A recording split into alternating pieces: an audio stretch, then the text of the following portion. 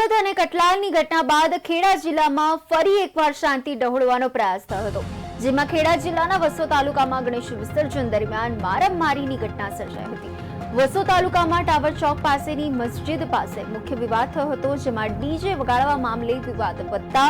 ગંભીર ઘટનામાં ફેરવાઈ હતી। ત્યારે આ ઘટનાને લઈ ખેડા જિલ્લા પોલીસ વડા રાજેશ કટિયા અને ધારાસભ્ય કલ્પેશ પરમાર ઘટના સ્થળે પહોંચ્યા હતા। ઉપરાંત ખેડા જિલ્લા પોલીસની વિવિધ ટીમો પણ ઘટના સ્થળે પહોંચી હતી। વસો ગામ જે છે ત્યાં આજે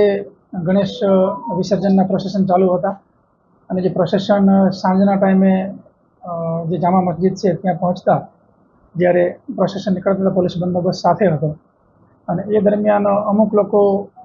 જે આ વિસર્જન પ્રક્રિયાની અંદર જે લોકો સામેલ હતા એમની સાથે માથાકૂટ કરેલી, તકરાર કરેલી કે તમે જે ડીજે છે ડીજે અહીંયા જ વગાડો છો, જાણી જોઈને વગાડો છો, એ પ્રકારની બોલાચાલી થયેલી, આમને સામને ગરમાગરમી થયેલી। પરંતુ થાણા અધિકારી અને પોલીસને બધા સાથે હતા એટલે લોકો વચ્ચે જ રહી અને બીજું કોઈ ઘર્ષણ થવા દીધું નથી। અહીંયા જે ગણેશ વિસર્જન હતું એની અંદર વરઘોડો ગામમાં ફરતો હશે, અમુક તત્વો દ્વારા એમાં કંઈક બોલાચાલી કરતા એવી વાત મળી, મને કંઈક બખેડો થયો છે। એના કારણે અહીંયા જાત તપાસ કરતા પોલીસ સ્ટેશન આવ્યા અને જે અંદર માથાકૂટ હતી અને અત્યારે એસપી સાહેબ, ડીવાયએસપી સાહેબ બધાની સાથે મળી શાંતિનું વાતાવરણ છે અને શાંતિની એક અપીલ વસો ગામની અંદર કે અંદર મોટા ઝઘડાઓ ના થાય એ માટે જાહેર પબ્લિકને એક અપીલ કરીએ છીએ કે શાંતિ જાળવી અને કોઈ બીજી વધારે ઘટના ના બને। વસો ગામ જે છે ત્યાં આજે ગણેશ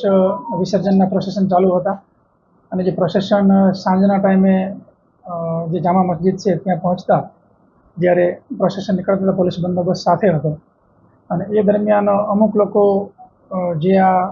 વિસર્જન પ્રક્રિયાની અંદર જે લોકો સામેલ હતા